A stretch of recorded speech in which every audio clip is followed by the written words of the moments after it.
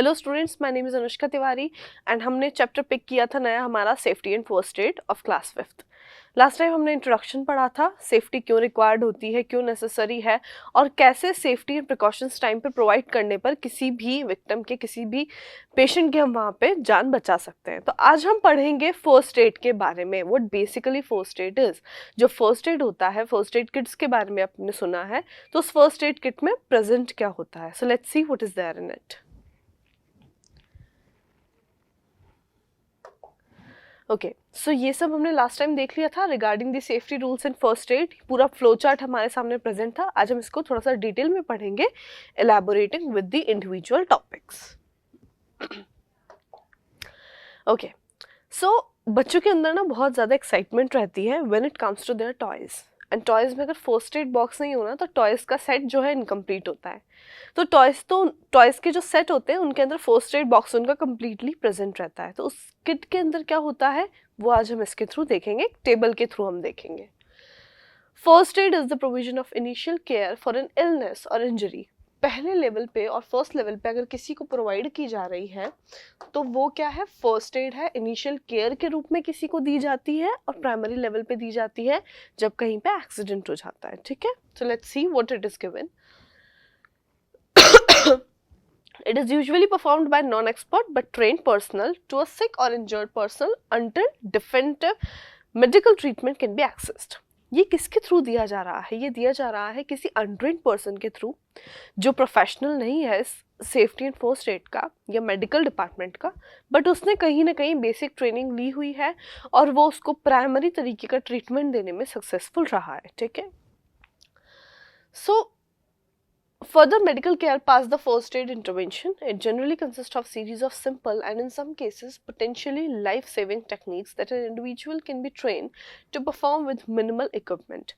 अब इसमें क्या होगा, बहुत ही मिनिमल और बेसिक इक्विपमेंट्स के साथ में प्रॉपर केयर दी जाएगी। अगर कोई एक्सीडेंट एरिया पर कोई पेशेंट कोई वहाँ पे पीड़ित वहाँ पे है इंसान, तो उसको बेसिक केयर दी जाती है इस फर्स्ट एड बॉक्स के थ्रू। इस बॉक्स के अंदर क्या क्या प्रेजेंट होता है हम एक टेबल के थ्रू वहाँ पर देखेंगे। सो पर्पस क्या है, सबसे पहले हम देखेंगे पर्पस है क्यों की जा रही है, क्या रीज़न है करने का। सबसे पहला टू सेव लाइफ, ज़िंदगी को बचाना। एक्सीडेंट हुआ है, ऐसी जगह पे हुआ है जहाँ हाईवे पे सिर्फ गाड़ियाँ ही क्रॉस करती हैं, नॉट एनी मेडिकल केयर और सेफ्टी। सो अगर वहाँ पे एक्सीडेंट हुआ है, अगर उस पर्टिकुलर एरिया पे फर्स्ट एड मिल जाता है या अगर हम वहाँ से पास हो रहे हैं और अगर हम उस पर्टिकुलर इंसान को सेफ्टी के तौर पे फर्स्ट एड दे देते हैं तो वो उसके लिए एज अ सेवियर साबित होगा।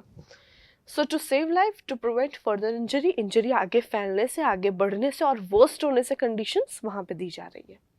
To preserve vitality and resistance to infection, vitality बना के रखना और इन्फेक्शन से रेजिस्ट करके रखना उस पर्टिकुलर पर्सन को। बॉक्स के अंदर क्या क्या है, एज यू कैन सी एक बॉक्स है, बॉक्स के अंदर बैंडेजेस हैं, बैंडेजेस के साथ में कॉटन कॉचेस हैं, इसके अलावा टेप्स हैं, दैट मेडिकल टेप्स प्रेजेंट है। देन यहाँ पे ग्लव्स भी हैं एंड साथ में कुछ मेडिसिन भी हैं जो प्राइमरी लेवल पे दी जा सकती है। ठीक है, first aid kit, every office, factory, home and school should have an accessible first aid box. It is ready available in shops, but you can use a tin or card box at home as your first aid box. ज़रूरी नहीं है कि schools, institution से office में ही हो, ये हमारे घर पे भी होना रिक्वायर्ड है, ताकि अगर घर पे किसी को कोई चोट लगती है तो हम प्राइमरी लेवल पे उसे फर्स्ट एड वहाँ पे प्रोवाइड कर सकते हैं। Following are the common stuffs you should have in your first aid box. कुछ बेसिक चीज़ें हैं जो फर्स्ट एड बॉक्स में होनी चाहिए। Sterile adhesive bandages in assorted size, bandages होनी चाहिए, अनयूज्ड होनी चाहिए, फ्रेश बैंडेजेस होनी चाहिए, हर एक साइज़ की होनी चाहिए। ज़रूरी नहीं है बेसिक वुंड हो, ज़्यादा कट हो जाता है, कोई और प्रॉब्लम होती है तो वहाँ पर भी वो रिक्वायर्ड होंगी। Small roll of absorbent gauze और gauze pads of different sizes. ये जो गॉज पैड्स होते हैं ना, ये जनरली किसके बने हुए होते हैं स्टूडेंट्स, कॉटन के। कॉटन के साथ एक मेडिकल टेप्स आती हैं, वो इनके अंदर रहती हैं, जिनसे ये मिलके बने होते हैं, स्पॉन्जी लाइक होते हैं एंड इन्हें उस एरिया पे लगाया जाता है जहाँ पे एक्सेसिव ब्लीडिंग हो रही है। देन है एडहेसिव टेप्स। टेप्स ऐसी हैं जिनमें बहुत ज़्यादा ग्लूई मटेरियल नहीं होगा एंड वो मेडिकली कोई भी हार्म कॉज नहीं करेगी इंजर्ड एरिया पे। Then there is triangular and roller bandages. Then there is cotton.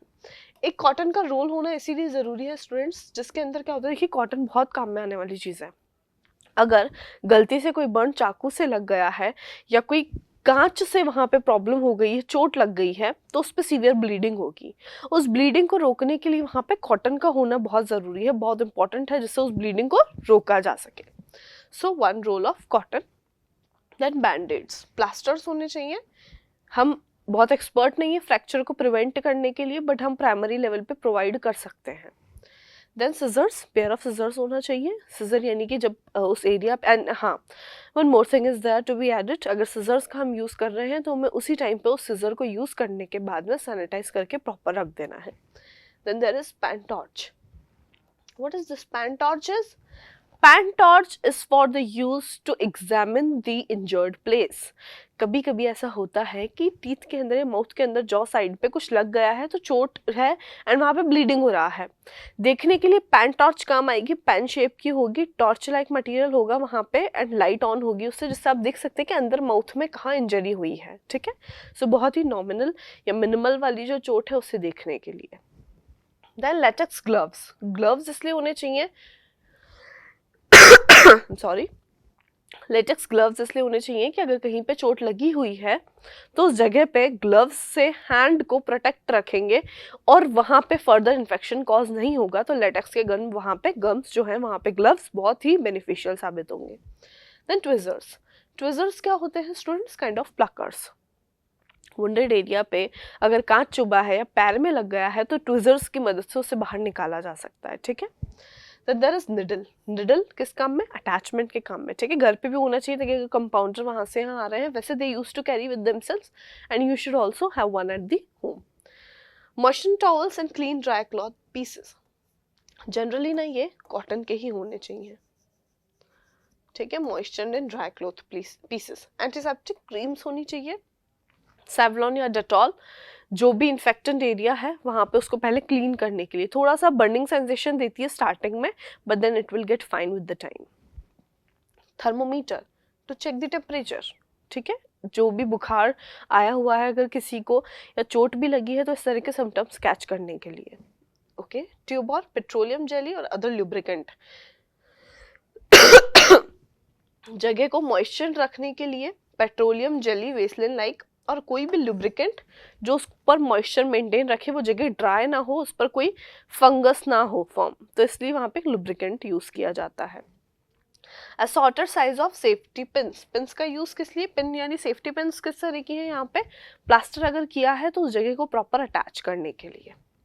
Then cleansing agent और सोप। क्लींजिंग एजेंट और सोप किस लिए है? क्लीन करने के लिए। हम भी अपने हैंड्स क्लीन कर लेंगे आफ्टर दैट एंड हम पेशेंट के भी करवा देंगे, ताकि अगर वो टच कर रहा है तो उस इंजर्ड जगह पर बार बार खराब या इन्फेक्टेड हैंड्स ना लगे। ठीक है, so this is the prime things which a person should have in their first aid kit. Okay, aspirin. अच्छा, नॉन प्रिस्क्रिप्शन ड्रग्स हैं जिन्हें हम ले सकते हैं विदाउट प्राइमरी लेवल पे, अगर इंस्टेंटली अगर आराम चाहिए वहाँ पे तो नॉन प्रिस्क्रिप्शन ड्रग्स ले सकते हैं, जिससे एटलीस्ट वो पर्सन कुछ टाइम के लिए ठीक हो सके, अगर बहुत ही अर्जेंटली उसे कोई वर्क करना है तो। ठीक है, सो एस्पिरिन और पैरासीटामोल पेन रिलीवर्स होते हैं। पैरासीटामोल का कंसिस्टेंटली नेम आप सबने घर पे भी सुना होगा। देन एंटी डायरिया की मेडिसिन। डायरिया जो हो जाता है उसको रोकने के लिए मेडिसिन वहाँ पे होनी चाहिए, any medication should be there तो that particular drug.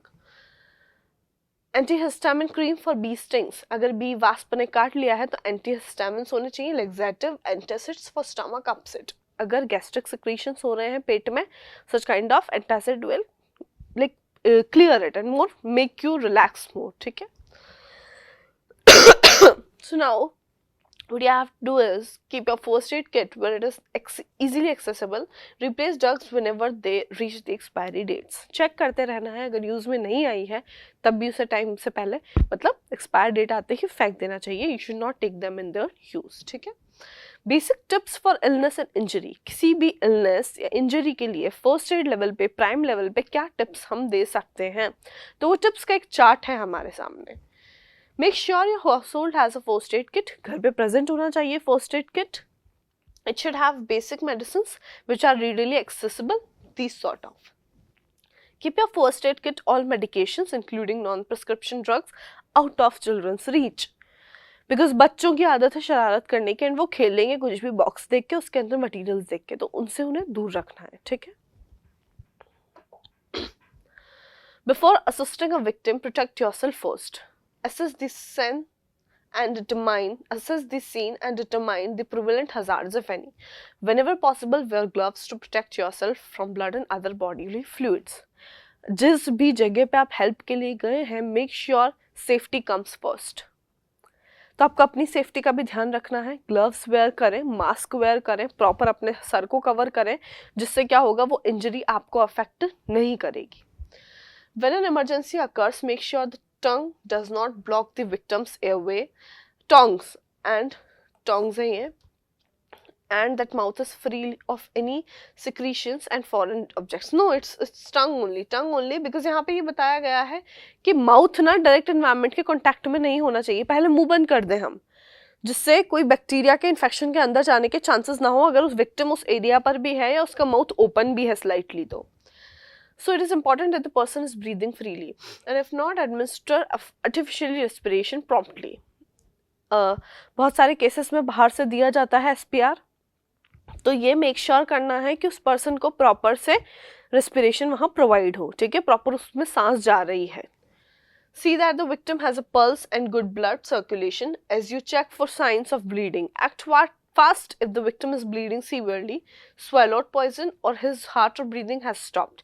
Remember, every second counts. Now see. Intentional suicide attempts में क्या होता है, जनरली swallow कर लिया है अगर venom या poison, तो क्या करना है, सबसे पहले उसको निकालने की कोशिश करनी है। सॉरी, उसको निकालने की कोशिश करनी है। कैसे कोशिश करनी है, वहाँ पे उस पर्टिकुलर एरिया में पहले तो चेस्ट को प्रेस करना है, सो दैट जो भी अंदर स्वेलोड है वो बाहर आ जाए। स्वेलो करेंगे तो make sure with the one thing, stomach वाला पार्ट जो स्टमक में प्रेजेंट है जितना मटेरियल वही बाहर आएगा, तो उसको निकालने की कोशिश करें और हर 1 मिनट काउंट किया जाएगा। सो पल्स रेट और ब्रीदिंग रेट को मेंटेन करते हुए चलें, उनकी पल्स को टाइमली चेक करते रहें। It is vitally important not to move a person with serious neck or back injuries unless you have to save him for further danger. If he has vomited and there is no danger, then his neck is broken. Turn him aside to prevent choking and keep him warm by covering him with blanket or coats. Now see, accident वाली जगह है, अगर इंसान proper हिलडुल नहीं पा रहा, मतलब internal injuries के साथ में ब्रोकेजेस भी हैं, तो इस सेंस में आपको क्या करना है, उसकी गर्दन को हिला के बहुत तेज से उसको झटका नहीं देना, बहुत ही प्रॉम्प्टली, बहुत ही बेसिक तरीके से उठाना है उसे, बहुत ही प्यार से, एंड देन किसी कवरिंग या कोट के साथ उसको कवर करना है। एक सहारा वहाँ उस पर्टिकुलर प्लेस पे होना चाहिए। अगर कोई ब्लीडिंग नहीं दिख रही है, इट मीन्स कहीं पे बॉडीली डैमेज है, तो हमें उसी को ही प्रिवेंट करना है। सो ये एक बहुत ही इंपॉर्टेंट पार्ट है किसी भी इल या इंजरी को फर्स्ट एड प्रोवाइड करने का, ठीक है। Okay, heading towards our last slide, which says, have someone call for medical assistance while you apply first aid. The person who calls the doctor should explain the nature of the emergency and ask for advice on what should be done by the time the ambulance arrives. Very important point. Injured person place पर है, एक उसकी help कर रहा है, one is looking out for them, and another one person should call the emergency helpline and tell to the responded dignitaries कि क्या वहाँ पे हो रहा है, किस टाइप का उसको इमरजेंसी चाहिए। बताना है आपको कि अगर बहुत सीवियर केस है तो सिवियरिटी के लिए हमें सीरियस एम्बुलेंस की ज़रूरत है with all the safety kits, medical properly professionalized kits हमें चाहिए। सो ये उन्हें एक्सप्लेन करना इंपॉर्टेंट है, जस्ट बिकॉज आपको बचाना है, बचाने से ज़्यादा आपको सेफली वहाँ तक पहुँचाना है, तो one person should be assigned to do that work properly. Be calm and give psychological support to the patient. Again, very important. Stay calm and give that psychological support to the patient. जिससे क्या होगा, they will not feel underconfident and lower at that instance. तो उन्हें confidence maintain करने के लिए psychological balance वहाँ पे रखना ज़रूरी है, that you will be fine soon, you will relieve soon and you will come back soon more stronger. So इस तरह के उन्हें सपोर्ट वर्ड्स कहते रहना है। Don't give fluids to an unconscious or semi-conscious person. Fluids may enter his windpipe and cause suffocation. Don't try to arouse an unconscious person by slapping or shaking. कोई अगर unconscious हो गया है accidental area पे, तो don't try to insert any kind of fluid. बहुत से लोगों का ऐसा होता है कि वो पानी पिला देते हैं, बट अगर अनकॉन्शियस या सेमी कॉन्शियस स्टेट में है तो don't do this. May be वो चोक करके उनके विंड पाइप को बंद कर दे, और instead of sleeping and shaking them you should just give them their time to come up. अगर वो थोड़ी सी हलचल दिखा रहे हैं, थोड़ा सा टाइम आप दे दीजिए उन्हें, इससे क्या होगा, डिसबैलेंस नहीं होगी उनकी बॉडी। तो again a very important point. Okay, last point, look for an emergency medical identification card to find out if the victim is allergic to medicines or has any serious health problems that require special care। देखिए क्या है कि आपने अपनी तरफ से primary treatment provide कर दिया है, you're doing it for a very good cause, but maybe it had some hazardous, any harmful effect on that particular person। So जैसे ही मेडिकल अटेंडर्स वहाँ पे आएंगे, आपको बता देना है कि आपने अपनी तरफ से क्या क्या उस पर्सन को दिया है। So अगर वो किसी चीज़ के टुवर्ड्स एलर्जिक पे हुआ तो they will know it and they will cure it as soon as they can। So I hope students की डेली लाइफ में भी आप अपने कर सकते हैं। अगर आपको कहीं ऐसा मौका मिले तो इन पॉइंट्स को आप अपने ध्यान में, माइंड में रख सकते हैं। Do make a note of it, and if any problem is there let us know in the comment section. Thank you so much, see you soon.